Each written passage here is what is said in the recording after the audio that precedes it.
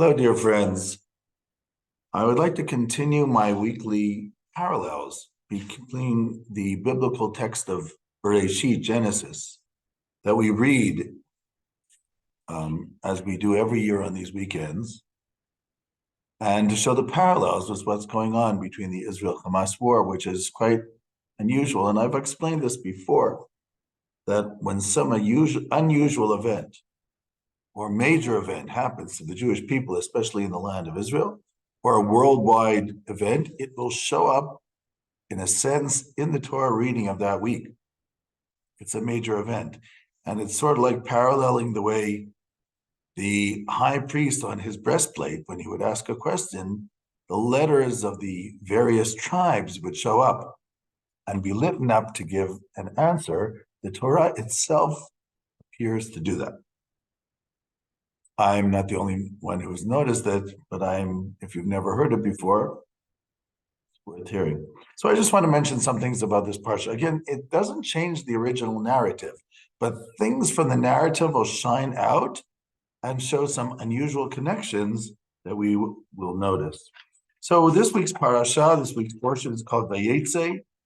Both this week's portion and next week's portion are the struggles of Jacob, of Yaakov, in this week with Esau, and then later on with Laban, trying to pull his family together. He marries 2 wives and has 12 children. And next week, it's his struggles again with Esau in Parshat Vayishlach, and then the struggle with the angel and the story of Dinah. So let's get back to this week's parasha, and I just want to talk about these aspects that light up what's going on in Israel at the moment, which is what's called the hostage release, or the hostage negotiations and release. One thing is, after Jacob has his dream, where God says, I will give you this land, and I will be with you. Right at the beginning of the parasha Vayetze, he has the dream of the ladder. And in the dream of the ladder, right at the beginning of this week's portion, so God appears to him and says, I am the God of Abraham and Isaac, your fathers. And this land which you are now sleeping upon is for you and for your children. And your children will be like the dust of the earth. And you shall spread out north, south, east, west. And all the nations shall be blessed through you, all the nations of the earth, and through your children. And I will be with you, and I will guard you wherever you go. And that's how it starts. It says, don't worry, Jacob, I am with you. And Yaakov wakes up and says, wow, I didn't realize this is a very awesome place. I didn't realize that God was in this place. This is the house of God and the gate to heaven. Now, but I want to point out 2 things that relate specifically to this week's parasha. Yaakov is on the way now. He leaves the land of Israel and he goes to Laban. And he goes there because his mother and father told him to look for a wife with her family. Rivka, of course, is the sister of Lavan and the daughter of Bethuel, who were already related to Abraham's family through Terach, Abraham's father, who had a child, Nahor, and Nahor begat Bethuel, and Bethuel begat Lavan and Rivka, and Isaac is married to Rivka. Now, what's interesting is, in Parshat Chayei Sarah, 2 weeks ago, we're told of the story how Isaac and Rivka met. Because Abraham had a servant, and he sent the servant to the house of Bethuel to find a wife for Isaac, which he does. The famous story, and he waits by the well, and he asks God for a sign, and the girl that shall come out and say, I will feed you and your camels, which is a big deal, by the way. Feeding a camel water could take hours, especially when he had 20 camels. But, and this girl does, and that's Rebecca, and he's related, and they go to meet Bethuel. Now, according to our tradition, that servant of Abraham was Eliezer, who is mentioned in the text, not here, but in other places. And Eliezer is mentioned by Abraham as Damascus Eliezer, domestic Eliezer, which means that Eliezer was from the same part of the woods as Laban. Laban is an Aramite, and Aram is Syria of today, Syria and Lebanon. And if Eliezer is from Damascus, he's from the same neighborhood. So he knows people like Laban. I guess he also knows to be careful with people like that because they can be tricky. And he has a plan. As soon as God shows him where to go and who to speak to, by the sign of Rebecca, he goes with Rebecca. First, he gives Rebecca the golden nose ring, and then he shows the gold and the silver, and she takes them to the house. When they come into the house, he presents the gold and silver. And Laban and Bethuel, right away, they say, whoa, we want our daughter to marry somebody who can present that. And he explains that it's his master's son, Isaac, and the father become very wealthy, etc. And Laban and Bethuel get really excited because that's the type of people they are. And they say right away, this is from God. Hashem yatsa davar. This is obviously from God, and you told us the story of what happened and how you had a sign, so we cannot say anything. You should take Rebecca and go. And then, as part of his plan, Eliezer, the servant of Abraham, he gives all the gold and silver, if you check the verses, to Rebecca. And what does he give Laban and Bethuel? Migdana, which in Hebrew means pastries, cakes.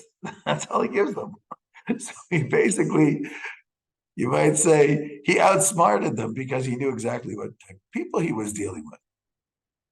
And so right away, they feel they were tricked. So they say, wait, but of course they already said you're supposed to go. So they say to him, you know what?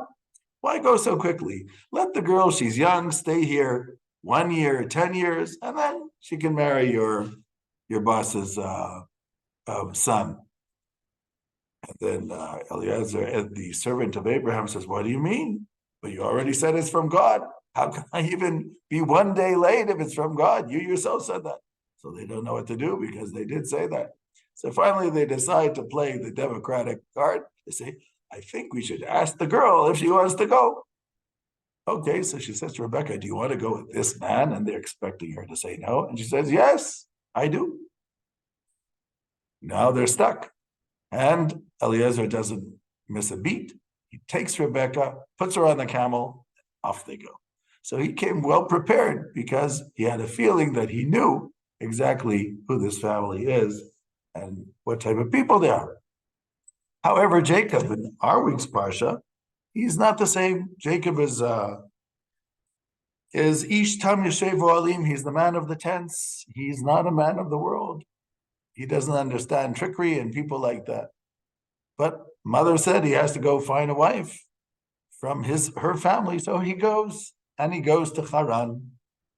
And he's there, and he showed that's Rachel. And she's the daughter of Laban. She's coming out from the well. So he picks up the stone from the well and helps bring water to all the sheep. And then he hugs her and kisses her, and after saying that he's part of the family, and then she brings him to Laban, the father. Now Laban already, of course, has a big smile. He says, yes, you're part of my family, but he starts with his tricks right away. Jacob is there for a month. He doesn't miss a beat. That month he has Jacob working as a shepherd while he's there, nothing for nothing. And finally he says to Jacob, you know what? I should pay you something. What do you want? Jacob says, okay, I'll work for you for 7 years for Rachel. But we know what happens.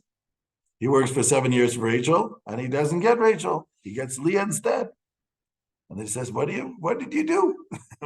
I told you I work for Rachel. He said, Leah. It says, yeah, we don't give the younger before the older. If you want Rachel, that'll cost you another 7 years. And he does. And he spends another 7 years. But this is the type of person who Laban is.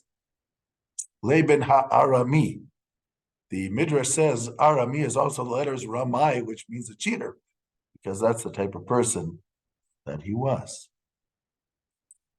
And then finally, after those 14 years, actually 20 years, because he added another 7 years that he worked for him. And Laban kept changing his salary, and he said he would pay him, wouldn't pay him. And Jacob was stuck there for 20 years.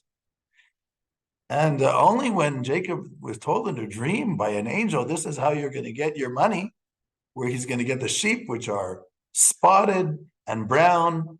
He makes this agreement, and Laban doesn't believe. How lucky, if all he wants is the sheep spotted and brown. There's so few of them, but this miracle happens, and the sheep, all the sheep that are with Jacob, all of a sudden become spotted and brown as they are born, and Jacob gets a significant amount of sheep. He's able to take them. And then finally, Jacob realizes, I'm not going to get out of Laban's house unless I run away. Now, this is the interesting part. So Jacob says to Laban, all I want is the women and the children, which reminds us exactly what happened this week, with this past week, that is, where the Israel's prime minister said to Hamas, all we want is the women and children, and we're willing to give a ceasefire for that. So I said, okay, we'll give you 50 over a few days, 4 days, whatever, the women and children. That took a lot of negotiation of all these countries between Qatar and the United States and who knows whatever was involved in this, supposedly Thailand too and all. So, but of course, when you negotiate with the mafioso, you can understand that they're going to try to cheat you. That's exactly what Laban does. And he doesn't let them go. And he kept hemming and hawing, and because what does Jacob actually say? He says, Tana et nashav yiladai, give me my wives and my children, which means he was holding them hostage. Jacob couldn't even take his own wives and children to leave. And finally, Jacob leaves in the middle of the night, just like that, runs away with the wives and the children, and then Laban comes running after him. And they meet up at the mountain of Gilad. Laban says, why did you go in the middle of the night and run away? Jacob says, because I thought you were going to steal my wives and my children. And then what does Laban say? These are my daughters. These are my children. But then God appears to him, of course, in a dream the night before and says to him, don't do anything bad to Jacob. So they make a covenant. What can we get out of this? It's not really possible to negotiate with mafioso. And if you're going to work with people who are going to do tricks, you have to learn tricks too. Because unfortunately, that's the only way you're going to get out of that. Because their goal, like Laban is, as it says in next week's portion, Im Lavan Garti Vayechar Data. I lived with Laban, and that's why it took me so long to get here. Jacob says to Esau. So that's exactly the goal. The goal is to procrastinate, to buy time, and so it is taking a big risk. I think everybody knows that, but it's interesting how all of a sudden it comes up in this parsha. And by the way, another unusual thing that I just heard from somebody today, Laban, of course, Lavan means white. And basically, it's Jacob who's negotiating with the house of Lavan. The house of Lavan, by the way, Beit Lavan is basically the White House. And the negotiations, as you know, started between the Americans and Hamas and Iran and Qatar and etc. So that's a very unusual thing too. But what I mostly wanted to say was just this idea. Next week's portion is again the connection or the interface between Jacob and Esau. So I want to keep this one short this time. There are a few other things I want to say, and I'll say this in a different video. Shalom, shalom.